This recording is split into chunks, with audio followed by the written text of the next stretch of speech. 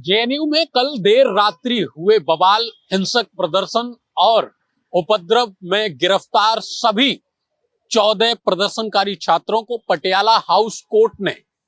25,000 रुपए के निजी मुचलके पर जमानत दे दी है।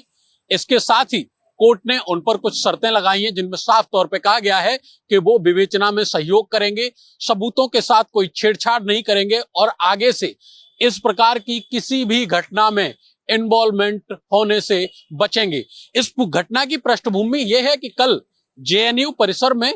जो छात्र हैं वो यूजीसी को लागू करने और यहाँ के वीसी को बर्खास्त करने की मांग को लेकर प्रदर्शन कर रहे थे। हालांकि जो जेएनयू प्रशासन है उसके मुताबिक प्रदर्शन करने की अनुमति जरूर मांगी गई थी, लेकिन लिखित में जेएनयू प्रशासन ने छात्रों को उसकी अनुमति नहीं दी थी। लेकिन फिर भी जो छात्र हैं वो प्रदर्शन कर रहे थे और इसी प्रदर्शन को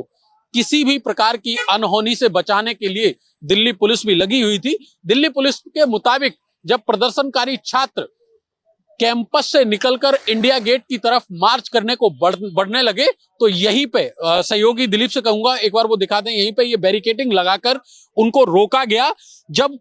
दिल्ली पुलिस उनको रोक रही थी तो उसी समय जो प्रदर्शनकारी छात्र हैं वो हिंसक हो गए और उन्होंने दिल्ली पुलिस पर मारपीट करनी शुरू कर दी। जो झंडे विरोध के लिए उन्होंने पकड़े हुए थे उनमें इस्तेमाल किए गए डंडों से दिल्ली पुलिस की पिटाई शुरू कर दी और इसी में दिल्ली पुलिस के मुताबिक जूते चप्पल भी फेंके गए, साथ ही हाथापाई भी की गई।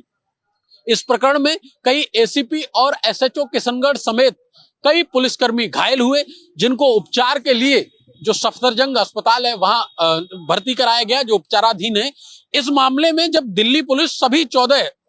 जो प्रदर्शनकारी छात्र थे उनको लेकर पटियाला हाउस कोर्ट गई तो वहां पर दिल्ली पुलिस ने यह कहा कि इस प्रदर्शन में 300 से लेकर 400 तक जो छात्र हैं वो शामिल थे और इनका जो प्रदर्शन था उसका उद्देश्य शांतिपूर्ण बिल्कुल नहीं था। ये बिल्कुल अराजक हो चुके थे, जिन्होंने ड्यूटी पर तैनात कई पुलिस अधिकारियों के साथ मारपीट की, हाथापाई की, जिनमें उनको चोटें आई हैं। लेकिन दूसरी तरफ जो अभियुक्त हैं, इनके वकील ने कहा कि जो पुलिस के द्वारा चार्जेस लगाए गए हैं उन सभी मामलों में 7 साल के से कम की सजा है और सुप्रीम कोर्ट का एक जजमेंट सत्येंद्र अंटिल इनको डिफेंड करता है और लिहाजा इनको जुडिशियल कस्टडी में नहीं भेजा जा सकता। इसके उलट जो दिल्ली पुलिस की दलील थी, उनका कहना था कि ये जो प्रदर्शन है ये सुनियोजित जो हिंसा है उसकी तरफ इशारा करता है और इसमें कई चीजें ऐसी हैं जिनमें जांच पड़ताल होना जरूरी है, इसलिए पुलिस उनका रिमांड मांग रही थी। दोनों पक्षों की दलील सुनने के बाद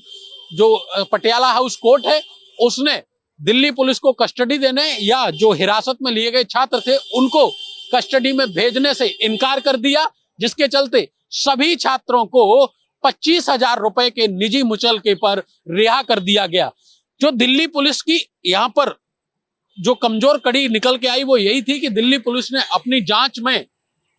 जो वो कोर्ट में दावा कर रही थी उसका जिक्र जांच में नहीं किया और इसीलिए दिल्ली पुलिस को इसका फायदा नहीं मिला। इस घटना से जुड़े कई वीडियोस भी निकलकर सामने आए हैं, जिनमें ये साफ तौर पे देखा जा सकता है कि जो आंदोलनकारी छात्र हैं वो लगातार पुलिस के साथ मिसबिहेव कर रहे हैं, हाथापाई कर रहे हैं, थप्पड़ मार रहे हैं, जूते चप्पल फेंक रहे हैं। इन सब में जो दिल्ली पुलिस है, डीसीपी यहाँ के हैं, उनके मुताबिक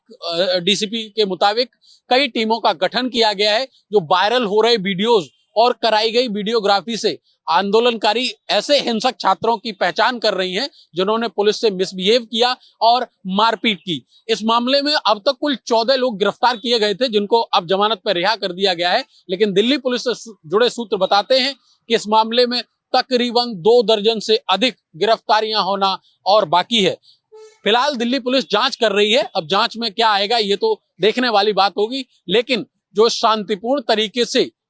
प्रदर्शन करके अपनी बात को सही कानों तक पहुंचाने का एक जरिया चला आ रहा था, उस पर कहीं ना कहीं प्रश्न चिन्ह लगने शुरू हो गए हैं, क्योंकि जो अहिंसक प्रदर्शन है वो धीरे धीरे किसके इशारे पर हिंसक हो जाते हैं, ये बड़ा सवाल है। सहयोगी दिलीप के साथ अतुल यादव, भारत एक्सप्रेस, दिल्ली।